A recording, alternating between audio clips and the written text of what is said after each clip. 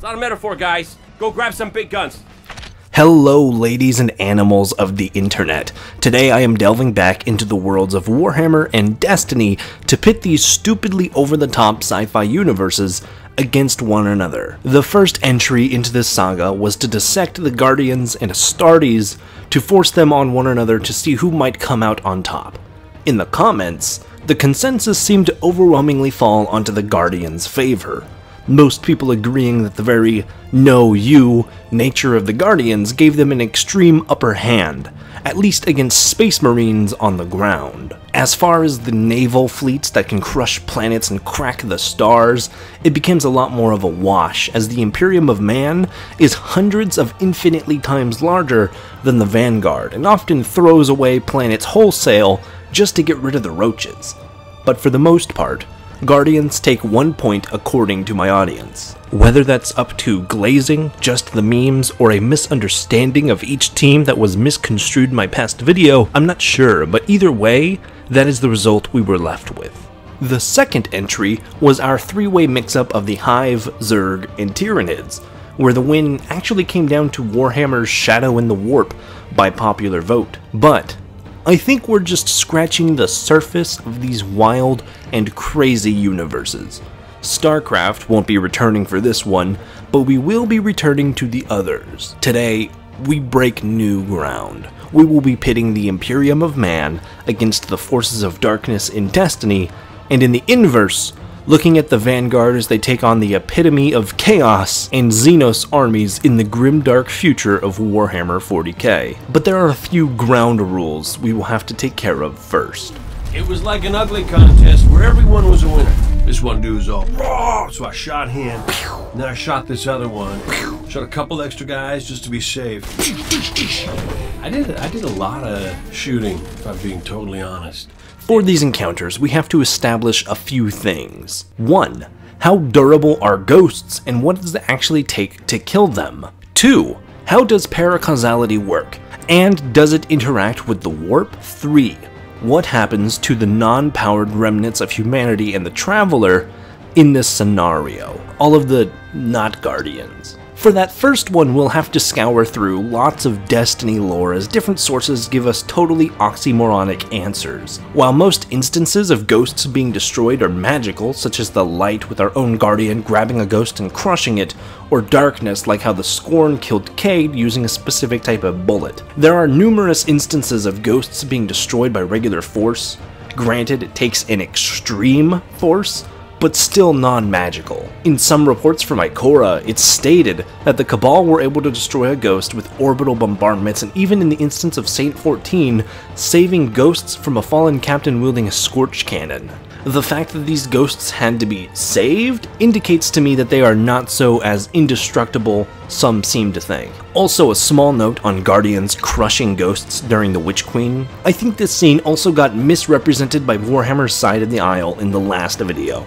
Our Guardian crushing a ghost in their hands doesn't mean an Astartes could do the same just as easily. It means that our Guardian is infused with the light, which allows them to do extra damage to a ghost. So as for the total durability of these zombie machines, I think unironically you can compare ghosts to Thanos in the MCU. Not in power, of course, but how strong they seem to be. If you have a non-natural magical means like the light, or darkness, as our Guardian does, or like using the Infinity Gauntlet against Thanos, it's infinitely easier than trying to do it with raw power. All that for a drop of blood. Second, what is paracausality, and how does that work with the warp and warp-based abilities? Simply, something that is paracausal is just unnatural, or rather something that ignores the standard cause and effect nature of the universe. Take an arc storm ability. In the real world as we know it, lightning and massive surges of energy such as occur only when there is a massive difference between the negative charge of energy in a cloud and the positive energy of the ground, causing a massive force to release this buildup in the form of lightning, electricity. Arc powers in Destiny expel the energy as the effect, but skip the cause part of building up alternating charges. So paracausal entities, or the ability to be paracausal, is just sidestepping the natural order of the universe. in the way that stasis can instantly bring objects to absolute zero, how strand can affect the literal bonds between reality, how solar allows one to instantly start a solar fusion in the palm of your hand, rather than needing hundreds of billions of hydrogen atoms in order to kickstart the chemical reaction first. How our guardian can jump off of nothing or enter a fourth-dimensional plane and force their will upon it. In short, being paracausal allows you to write the rules. To a limit. The limit being the strength of a given guardian or the being that wields the light and or dark. This does not mean that guardians can say, "I want, therefore I am." Otherwise, we would never have guardians dead at the hands of something like the Fallen, who up until the modern day in Destiny never wielded powers of darkness. This is also a difference between guardians. A lot of people in the last video pointed out extreme examples like Saint 14 or Ikora or even our own player guardian. But that is not most guardians. All guardians have the capacity to do universe-breaking things, but not all of them have the ability to unleash that capacity. And in the inverse, what is the warp? Are Psykers tantamount to guardians in the way that they wield the warp? In fact, I'd say yes, but not for the same reasons. Guardians wield the light, which makes them into paracausal entities. Psykers, Grey Knights, and other beings in 40k, like the Eldari or demons, wield the warp more like the Hive and the darkness. See, the Ascendant Plane of Destiny is practically the warp, a secondary, fourth-dimensional plane of existence that is manifested and controlled by emotions and intangible effects like willpower, death, love, courage, and more. It is emotion manifest. So in the way that the Hive wield darkness in order to carve their throne worlds out from the Ascendant Plane, I believe the warp might just be the opposite, where Psykers wield the warp to carve out powerful energies in tangible real space. So how would this work with Guardians? I think it would add up like the darkness. Creatures of the darkness, the Hive's witches, generals, and kings can suppress it, cut ghosts off from the Traveler's Light, and kill them in a weakened state. But it does not make them paracausal in the way that they can change the rules as they are written.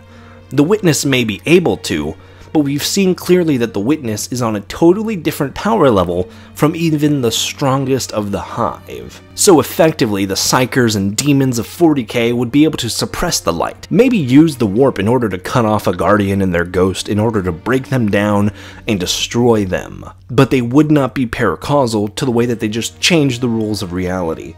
Because they don't. Instead, they just bring facets of the warp into real space, which is a different effect from the Guardians, who remain paracausal even in a Vex labyrinth or a Hive's throne world. And lastly, the greatest weakness of the Vanguard, their empathy.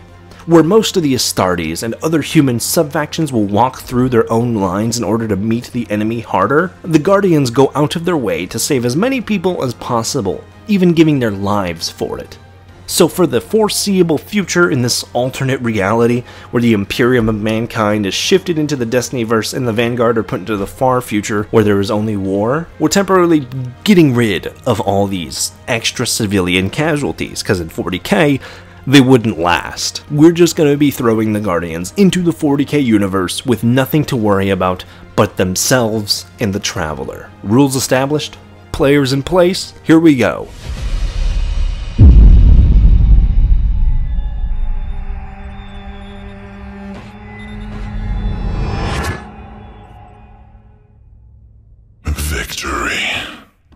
For starters, let's put the Imperium of Man scaled down to fit a single solar system against all of Destiny's villains. Because if you put every single world under the Imperium's control in the Sol system, you wouldn't have a Sol system. If we match the same number of Guardians from before, we can cut that 1 million number into a bunch of Astartes subfactions and the population of the last city into the many forces of the Imperium. For simplicity's sake, we'll say they have roughly 900,000 Astartes of all different class and legion, 10,000 Dreadnoughts, Custodes, Grey Knights, Night Knights, Soriatas, Psykers, Mechanicus, and other subfactions, etc., with the last city itself being overwritten with the Imperial Guard. Zavala? No. Now he's Robuti Gilliman. Ikora? Nah, the Lion. Cade? Probably Big E? I don't know, this is all for shits and giggles. The numbers don't really matter. The Astartes, who I admit were kind of lowballed in the last video, not just bolters and a handful of psychers, but power swords that split the most rugged diamonds in half, heavy weapons that fire a pool of gravity, pulling enemies in on themselves, dreadnoughts imbued with a holy energy that is not quite quantifiable, but definitely allows them to dish out a greater deal of force than you'd ever expect. Others in the Imperium, from the Custodes who can stand still for centuries and on a moment's notice cut the wings off of a fly, move faster than the human eye could keep track of, and specialize in fighting magical demons. The Sisters, who are entirely boosted by their faith, pulling off feats that should be impossible by all conventional means. The Guard, who feature a tactic of literally throwing so many bodies at the problem that they can build up trenches from the cadavers left on the battlefield. A group of soldiers so dedicated to their dogma that the Cadian troops continued fighting even as the planet they stood on fell into itself beneath their feet. The planet broke before the Guard did is not just a badass statement, it's also a display of accuracy to such a motivated force. The Imperium has a lot of advantages and disadvantages, but by far, the greatest strengths they feature is a dedication to their creed, unmatched by even the robotic dynasties of 40k, the teamwork and utilitarian design of their force, dedicated to being as efficient as possible to no holy end. But if we have a much smaller force of the Imperium brought to the Destiny scale, how would they fare against the enemies of the Vanguard? And the Vex, strange living machines, came to recreate our world in their own brutal image. Right away, I'm just going to get these gone with. The Vex, as far as we know, cannot be destroyed. The Vex network spans every branch of time on the road to entropy. Even in visions, Eris Morn could only see a version of herself who locked away the Vex using a ritual born from the darkness. As advanced as the Imperium of mankind are, this is the same principle that stopped them from being able to defeat an enemy like the Necrons for good. How do you fight a species that is beyond time and cannot be destroyed without destroying all of time and space itself? Adding to the fact that the Guardians' largest leg up on the Vex is their paracausal nature, which makes them unpredictable, think of Deadpool beating Taskmaster by the pure virtue of him being insane.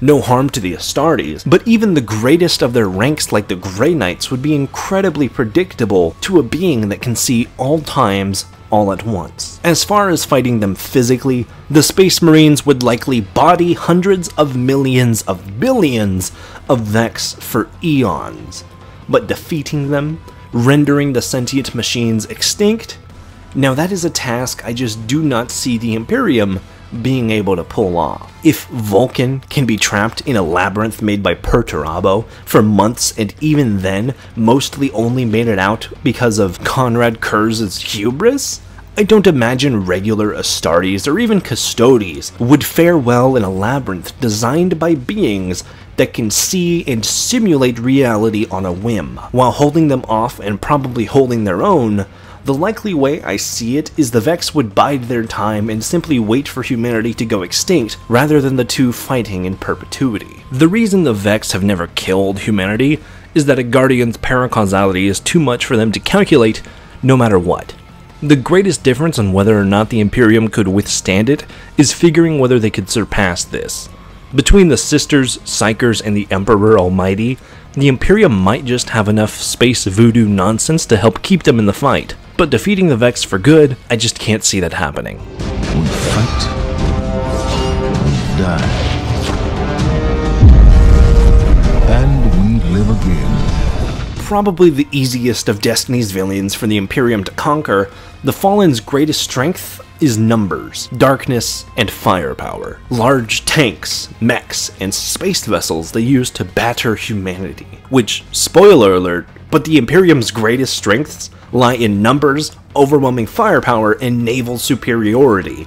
And while Scorch Cannons or Arc Throwers are powerful weapons, and a Spider Tank may be an issue for a couple Space Marines at first, the extreme difference in technology is going to put the Imperium at a wild advantage. Bolters and even lasguns are leagues ahead of what the Fallen's kit consists of. Even though some, like Aramis, may be able to wield stasis in the darkness, the number of Fallen capable of effectively using the darkness in a fight is not going to be enough to ward off fleets of Grey Knights or Custodes. I think the Fallen are an easy dub for the Imperium, that if they wanted to, the Guardsmen could carry a fair share of burdensome load and defeat most of the Fallen, leaving elites like Aramis to our Astartes champions. The only real dangerous card the Fallen possess would be when they were controlling the Siva virus, effectively a nanomachine outbreak that has the simple directives to consume, enhance, and then replicate. If unable to destroy the control center, this would be a problem for the Imperium. But if they are able to handle the rest of the Fallen, I don't think destroying the center with a few well-placed nukes would be too hard for them either. Lead your sisters now. Your coming will spare their short lives. And you will be reborn, the Witch Queen.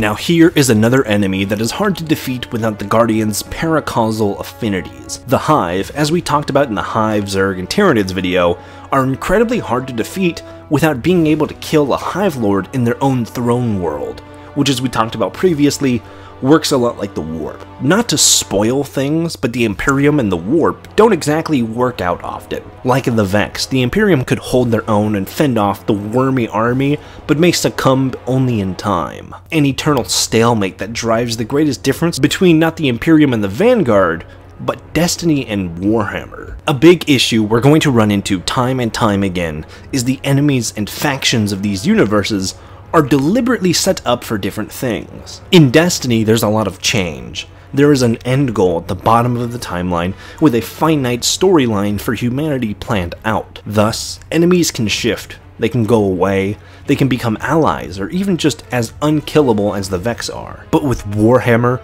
the universe is designed for stagnation. I mean, the Imperium has remained the same for at least 10,000 years with little to no change, and it's much harder to sell a board game built around buying $500 to $800 armies if it changes all the time. The point of Warhammer is to be an eternal stalemate where sometimes a faction may be stronger or weaker, but at the end of the day, nobody is ever taken off the board or entirely eliminated. And we see this reflected in the power sets of each universe. The Imperium is strong. They clear planets on a Tuesday afternoon. They have super soldiers that move like walking tanks. They have mechs that crack tectonic plates, and an emperor that permeates the intangible reality by pure force of will and the power of a degraded mind. But their enemies are perfectly suited to withstand them, versus the Guardians, who are powerful and often the underdogs, but have a power set that essentially boils down to, this enemy is undefeatable, beat them anyway. So like the Vex before them, the Hive can exist in perpetuity against the Imperium, because even as the Astartes can hold out for eons, they can never kill the Hive gods, let alone enter their throne worlds without being invited in first. The lack of the Guardian's causality trump card is going to turn the battle against the Hive into a stalemate, as 40k often is. But relative to the machines of the Vex or the armories of the Fallen, I believe the Hive is the first Destiny faction that will start to put a hampering on the reserves of the Marines' population. Between the Lucent Hive and massive powerful beasts like ogres, the Hive have something the Fallen didn't, which normally lies in darkness-attuned magical attacks, which is not great for the Imperium. You are weak, undisciplined, cowering behind walls. You're not brave. You've merely forgotten the fear of death. Allow me to reacquaint you. But here, things get interesting. The comparison of Space Marines and Cabal makes sense. Massive bulky armor with rocket-propelled weapons, an honor system built around courage, and a culture of warfare backed by a fleet of starships that destroy stars, wiping them from the galaxy one system at a time. But too often, I think this comparison is oversimplified. The strongest the Cabal get is their weaponry, which, while fantastic, is nowhere near the overbearing superiority fielded by the Astartes, let alone the rest of the Imperium. A Skyburner and a Bolter, for example, are similar, but outside of a slightly larger variant of that, this is the strongest a unit of Cabal infantry is going to get. In close quarters, Marines have power weapons and plasma pistols that outrank most Cabal weaponry. Dreadnoughts and Titans outclass the largest of the Cabal tanks, and even when taking to the skies, the largest battleships of the Red Legion pale in comparison to the flying cathedrals of 40k. A simple Astartes, singular on their own with nothing more than a bolt rifle, is comparable to the Cabal en masse. The Imperium in their greater force would molly-rock Destiny's toughest frogs for days on end. Callus's fleet infused with darkness might put up a greater fight, but unlike Guardians who are scourged with paracausality and can revive indefinitely, Darkness does not have this capability. Against the Cabal, as long as the campaign may take, the Imperium, even this lesser, smaller, Destiny-fied version of it, would stop.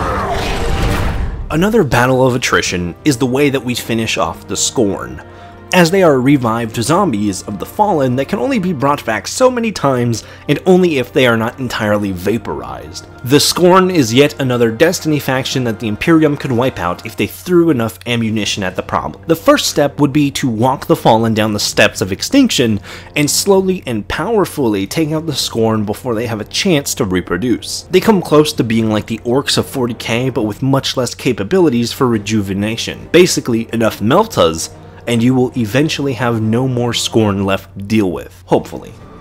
You hold the universe in your grasp, and all you can think of to do with it is... Secure the veil. We will create the link. Infinite apologies. The veil is yours. It will be done. A being of pure devotion. Where there is absence, they see it. Where there is nothing but cold, they feel it. Where the light cannot be found, they exist. The witness. Not a he, she, or even sometimes they, but an it. A manifestation of the desire for the darkness that binds together all that is unseen into a physical form. A being of unknown proportion with no clear way to defeat it, even splintering members that do have the light with a snap of its fingers. The witness alone is not an army with infantry, artillery, and leadership. It is the presence of an idea, the pursuit of nothing at the end of the universe that seeks for nothing but the final shape in which all comes to an end at the combination of light and dark. Where the witness fits into a universe without the traveler, without the great machine that figures as an anchor for the light within our galaxy, I do not know. But I do know this. You cannot shoot an idea. You cannot conquer that which is not real. In the same way, it is practically impossible to truly eliminate the Chaos Gods, amalgamation of emotion and lived experience as they are. It would be impossible for the Astartes to defeat the Witness without the Traveler or a light of their own to counter it. They may come close with the suppressive tech of the Cabal if used on their own accord, but like the others, the Vex or the Hive, it would only allow the Imperium to draw this battle on into an eternal stalemate, but they will never be able to finish it. And with the last battle of the Imperium in the Destinyverse done, let's turn over to our vanguard in the far future. It is time to avenge this injustice, for that is the duty of all Guardians. Worst case scenario, you die. But who knows? Maybe you won't. So I ask you, who will stand with me? Yeah! Really, guys? That was inspiring. Also, there will be a ton of loot! Yeah, right? That's what I thought. Bringing the Guardians into the 40k setting is going to put them on a much smaller scale relative to their enemies. Where with the Imperium we had to scale them down to fit into Destiny, the Vanguard are going to have to be marked up just a bit, emboldening their numbers tenfold from before, along with keeping the Traveler around in soul. No Cabal reinforcements, no Houses of Fallen, just 10 million Guardians set to take out the universe. We know Guardians are powerful, turning a regular rifle into an anti-material cannon and using guns that shoot black holes. But I think a lot of the Destiny side overpower these ideas in the Vanguard's favor. Some Guardians, like Ikora and Saint 14, are overpowered, but that is not the majority of them. It is true that new lights have the potential to be incredibly powerful off-rip, but they can't all harness that ability just yet. A good comparison to this I'd make is Darth Vader. We all know Anakin was strong in Star Wars, and he was only going to get stronger. But even Vader at his strongest couldn't hope to take on Prime Anakin. Guardians work in the inverse. Even a strong Guardian who could be tantamount to Darth Vader are nothing when compared to the absolute prime examples like Ikora or Wei Ming. Basically, I understand how a lot of people who are quick to jump on the fact that the 8-minute cooldown is mostly for game balance and is not accurate when we talk about Apex Guardians like Cade or Ikora, but not all Guardians are Apex status. Hundreds of Guardians have died already. A new light, someone fresh to the godly powers handed to them, likely would have limits tantamount to a cooldown on their abilities, as they're not masters in the field. Now, those new lights are about to fight some of the most horrifying things the Vanguard have ever seen. Now, one other thing that is interesting is how the light would find itself on the many creatures of 40k. If ghosts were able to find Eldari, Tau, or Orcs and turn them into some wildly strange guardians. But I'll leave the imagination machine up to the wonderful people in the comments, as I mostly focused on the Guardians from Earth facing the many different factions of Xenos and Chaos in the grimdark future. And from here, we're going to pair them up against every single Xenos and Chaotic faction from Warhammer 40k and see just how well the Guardians would fare. One thing the Imperium does is fight all these factions at once, but we will not put that on the Vanguard. Instead, we are going to crusade back to back as we go through a series of lightning rounds against every enemy faction in Warhammer 40k. Another reminder now that paracausality allows them to sidestep the regular rules of the world, but I don't think this will apply to the already non-relative laws of the warp, as we will see later.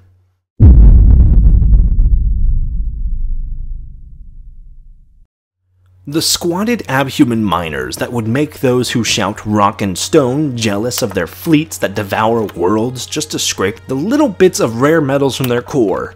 The Votann is probably the one and only faction of 40k the Vanguard would be unlikely to mess with.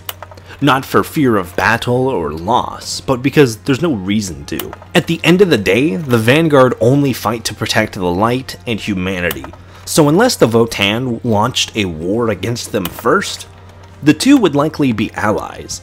The Vanguard are a strong group to align with and much less xenophobic than the human empire that they've now replaced. Outside of the Votann seeking to mine the Earth itself, or maybe the Traveler, but we've seen in dire circumstances what the Traveler can do to defend itself from starships. The Votann would need to develop the same tech that Gaul had done in order to counter it, which he had only formed after learning more about the light and dark from Oryx, the Taken King. Without Forces of Darkness to reference, I do not think they'll have the capability. So yeah, the Votann is not a fatality, but a friendship.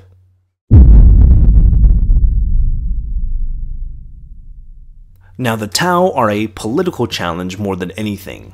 Seeking their greater good, the Tau simply want to make the galaxy a better place, or at least better for their ruling class.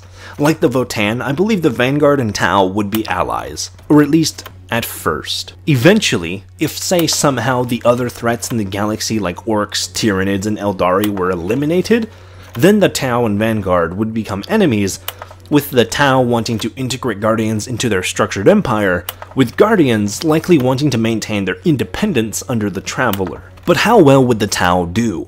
Anything closer than 100 meters? I don't think well at all. Like the Astartes, the Guardians excel in fighting close quarters compared to the casts of Alien here. Their empowered weapons and super abilities would be able to cut down Tau warships and mech suits in surprisingly good time. The greatest threat the Tau would impose on the Guardians is their aptitude for snipers. See, the Tau are not hard to fight because they can't take you head on. They use a number of mech suits and drones specifically because they often fail at fighting close in your proximity, especially against a firearms heavy or intelligently tactical enemy like the Imperium, and even greater now, the Guardians. But their strength comes from railguns and massive long-ranged weapons. Guardians are strong. Golden Gun is incredible, but they can't shoot what they can't see, and they can't see a mech with a powerful rail cannon from 30 miles away so far that they could be hidden behind the horizon and still make their mark. Would the Tau's range allow them to defeat enough Guardians? I don't think so. Even at range, with the ability to get back up and summon sparrows that would eventually close the distance, the Tau may be able to take a few lives, but all of the Guardians at once, they would not be able to hold out forever.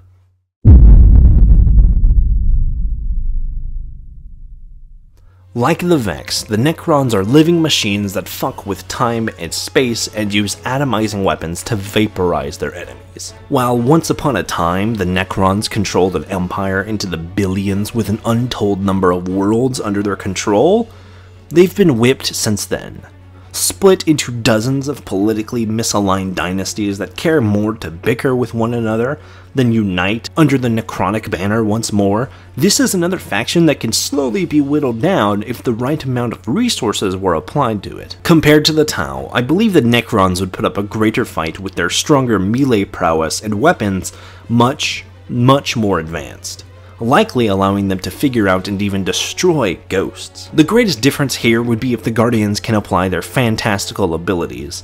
Necrotic labyrinths would not be able to hold them forever, as Guardians like Saint 14 outlived the infinite forests of the Vex. The greatest strength of the Necrons is their tech and self-healing bodies of metal, but they are not immortal. With the right pushback and the knowledge that nothing less than vaporization will eliminate the Necrons, firing black holes and using abilities like a Nova Bomb can keep Guardians in the fight.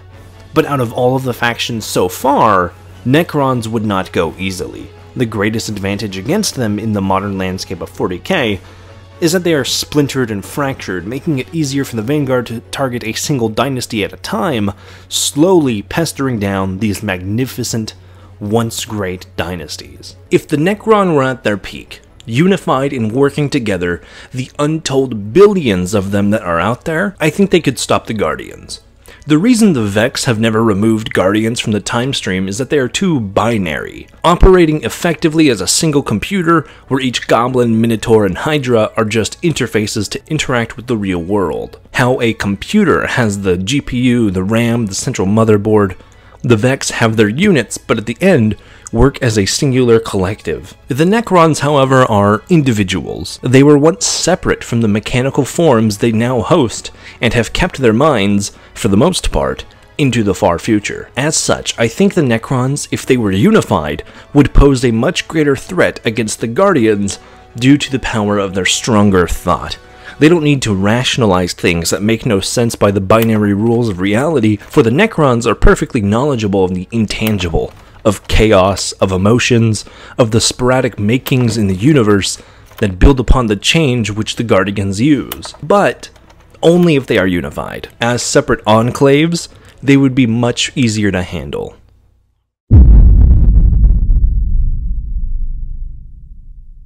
Powerful sorcerers of the warp. The Elves of Warhammer are a species that has long ruled in the galaxy, putting together empires before humanity could leave the caves on Earth, so powerful and widespread in the fact that their own hubris once birthed one of the 4 chaos gods, Slaanesh, they who feeds on the overconsumption and excess that the Eldari could create. They have no need for medicine, for they have perfected it. They have no need for experience, as some have lived for millennia and continue on through new, improved bodies. They fear not for the future, as many can peer into it. The Eldari aren't a powerful foe that continues on in the setting of 40k, not by numbers, which they no longer possess, but by the skill of their craft. And while very dangerous, the Eldari are also the greatest threat to the Guardians yet. Advanced psychic abilities and titans that see the flow of their enemies while in battle. The Eldari are likely to claim the most Guardians in battle to this point. But the victory does not seem so obvious to me on this one. Seeing the future, even predicting it, is something the Vex could do, but the paracausality of the Guardians, allowing them to work against the very nature of time, might come in their favor. Most Eldari weapons are lethal, but with Guardians, you do not just kill, you have to eliminate. Ghosts can be destroyed, but it would take immense work, something that will be a monumentous effort even for the Eldar if one downed Guardian is being protected by hundreds more on their flank. I would like to know from any of you down in the comments if the Eldar pose a greater threat than I'm making them out to be. They are the 140k faction I am not so well versed with, and I'm curious if there's any deep-cutting lore I may be missing out on that will turn the tide of this war. But other than that, I think it's a fair 50-50.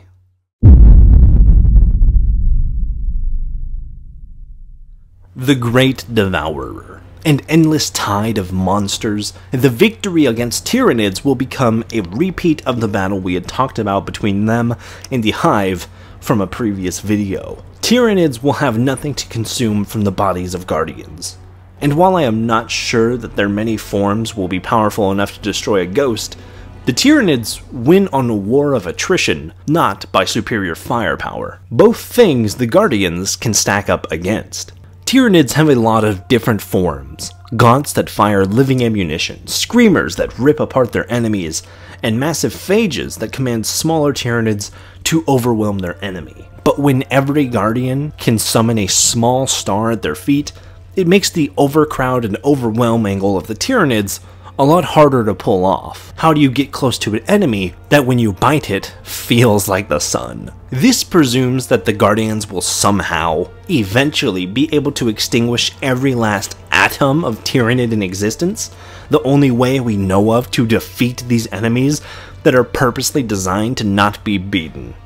Unless, of course, there's something stronger in the Tyranid fleet we've yet to see that could destroy a ghost more effectively, but all of that is mere speculation.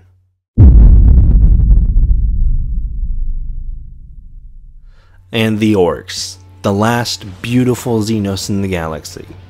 As much as I would enjoy a world where the Orcs and Guardians realize they both love the Crucible, I know this would probably be a fleeting dream more than anything. But a war with the Orcs, just like the Necrons or Tyranids, is hypothetically winnable. Orcs are not complex as far as technology goes, but like Tyranids, win on account of their speedy reproduction and overwhelming number of forces. Two things the Guardians can face with abilities that atomize and weapons that would blow apart Gargants into pieces. Already mythical beings by the nature of themselves, the Guardians' paracausality acting almost like the Orcs' mental aura. I could foresee a world where Guardians are held in godlike standards by the Orcs, humans who can wield the stars and grab the strands of reality where the universe is held together. Likely more than anything, the Guardians would be more powerful than they normally are, facing against an enemy with such creative minds. Gosh, I think that human just turned into a bird. Well, that's new. But like the others, the only victory Guardians can hope for is a long and drawn-out campaign in which they vaporize every last atom until none left of Orcish kind remains, and the longer they take, the more dangerous the Orcs become.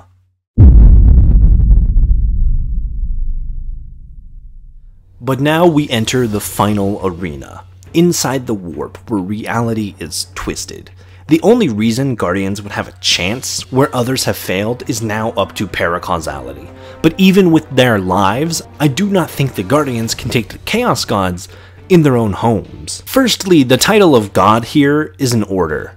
Many beings in Destiny are referred to as gods, but do not have the feats needed to earn such a title. They are powerful and undeniably strong, perhaps even unbeatable to an enemy that does not possess paracausality.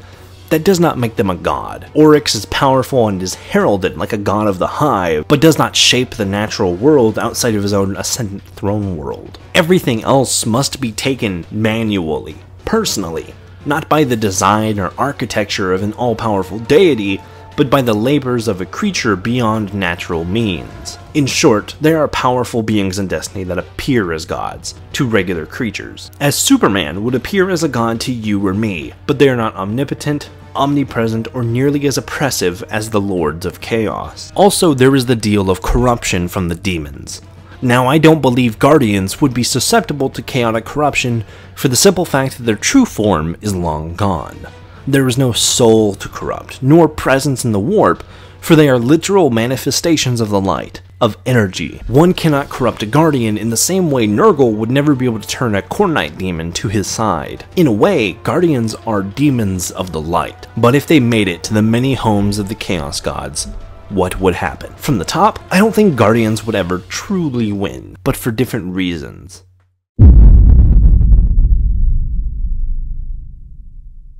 At the throne of blood, wet with the souls of those killed in battle, Khorne is the hardest of the gods to kill, and the most powerful between them. A being that grows in strength as fighting rages on. In a setting like Warhammer, Khorne is a glutton, and in this fan-fictional reality where the Vanguard were somehow able to defeat all other Xenos races across the Milky Way before coming to try and take the Chaos Gods, Khorne would be stronger than ever. The manifestation of war. On the way to his kingdom, the Guardians would be making the fight harder. Fighting him, even still, would be greater. The only way to defeat Khorne is to not fight. How do you beat something in a fight that you cannot fight? Mayhaps if all life outside of the Vanguard was extinguished and all that was left were the Chaos Gods and Guardians, he may be weak enough to be taken out, but that is a very strong if. For the Guardians can reach bounds outside the natural order of cause and effect, but so can Khorne. All of the Chaos Gods are powered by ideas, not tangibility, meaning that here, above all, the paracausality of the Guardians is brought to a halt as they are stepped down from their throne in a place that does not align with reality. Essentially, it is a very wide maybe whether or not Guardians could even attempt to take down Khorne, as to do so would be akin to taking on the Witness, who, as we've seen, also does not play by the natural order of things.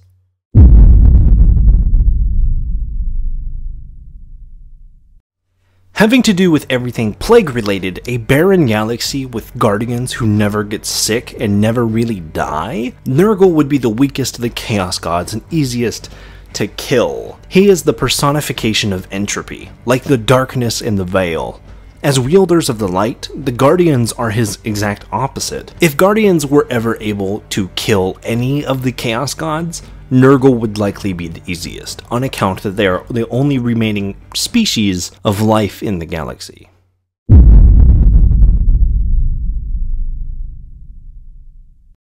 Where excess is to be found, they take a hand in it.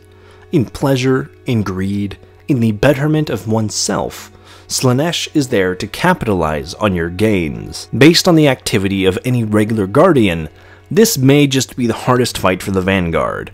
For as obsessed with loot that they are, Slaanesh would likely take great swaths of advantage from this. They do have the knock of being the youngest and therefore the weakest of the Chaos Gods, but a society of gamers hellbent on getting the strongest and most powerful weapons, armor, and emotes around would be direct fuel for the God of Excess. Like Nurgle, this fight would be infinitely easier than one against the other two gods, but still likely an incredibly horrible one, as many Guardians would likely be torn away from the fight in pursuit of loot offered to them in order to keep an endless horde of min-maxers busy in perpetuity. Let's go gambling! Aw, dang it! Aw, dang it! Aw, dang it! Aw, dang it! Aw, dang it! Aw, dang it! Aw, dang it! Basically, a fight with Slaanesh would be like the Dares of Eternity on repeat forever.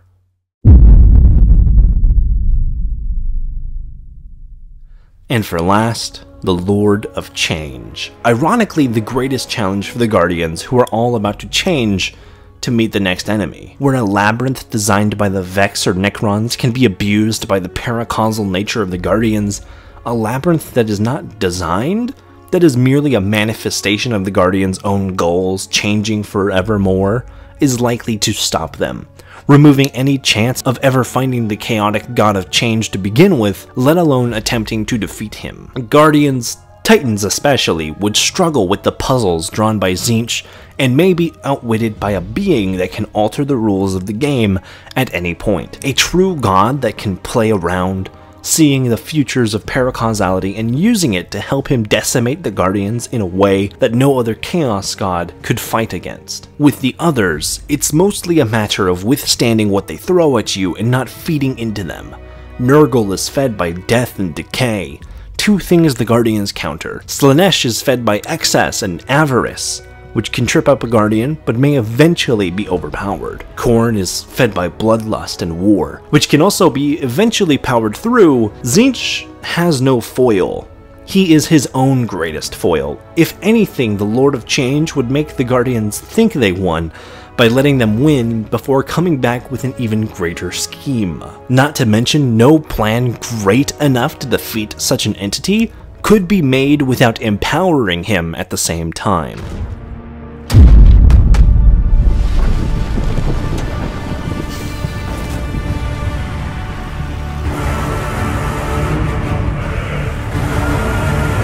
And with all the other Chaos Gods, this is all under the presupposition that you could even truly defeat them to begin with. The thing about Chaos is that it's not real in the traditional sense.